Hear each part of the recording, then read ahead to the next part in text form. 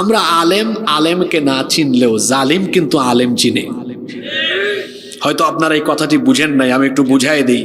আমরা টুপি দিয়া বলি এটা তো চরমুনাই টুপি, উনি চরমুনাই।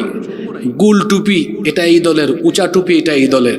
মানে আমরা আলেম হয়ে আলেমকে চিনলাম না। কিন্তু জালিমের দল তারা গুল টুপিকেও ধরে, উঁচা টুপিকেও ধরে, সবগুলারে ধর, দুইটা এক জেলে রাখ। দেখেন নাই মাওলানা মামুনুল হককে যে জেলে রাখে, আমির হামজাকে নিয়ে ওই জেলে রাখে।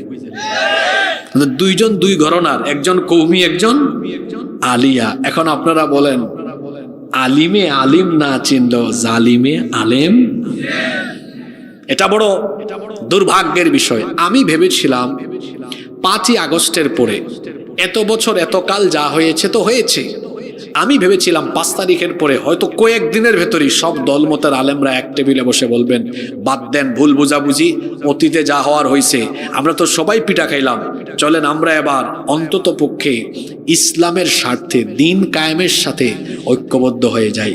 কিন্তু তারা আলেম ওলামারা এই বাংলাদেশের 90% মুসলমানদের বেশিরভাগ মানুষকে 6 মাস ধরে তারা হতাশ করেছেন।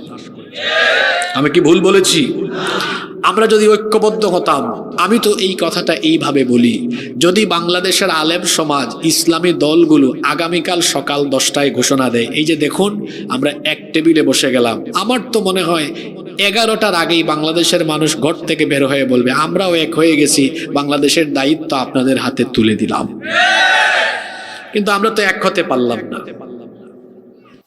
অথচ আল্লাহর নবী বলেছেন মুমিনে মুমিনের সম্পর্ক হবে দেয়ালে থাকা পারস্পরিক ইটের গাঁথনির মতো। আল মুমিনুনা কাল জাসাদিল ওয়াহিদ, মুসলমানরা হলো একটি দেহের মতো। বলেন তো আপনার শরীরের, আপনার দেহের কোনো একটা অংশে যদি আপনি আঘাত পান, তাহলে পুরো শরীরের মধ্যে এই ব্যথা অনুভব হবে কি হবে না? মুমিনের সম্পর্ক হবে এমন, একজনের সুখে দুঃখে, একজনের দুঃখে বিপদে আপদে সে পাশে থাকবে।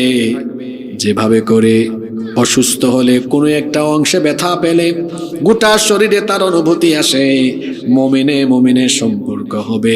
বাড়ি হলো চট্টগ্রাম, চকরিয়া, কক্সবাজার, কিন্তু সিলেটে, খুলনায়, রাজশাহীতে যদি কোনো মুসলমানের উপর আঘাত আসে, সে তখন চকরিয়া থেকে ওই মুসলমানের পক্ষে এখান থেকেই প্রতিবাদের আওয়াজ তুলবে। কারণ সব মুসলমান একটা দেহের মতো। সব মুসলমান কিসের মতো? একটা দেহের মতো। আল্লাহ আমাদেরকে এভাবে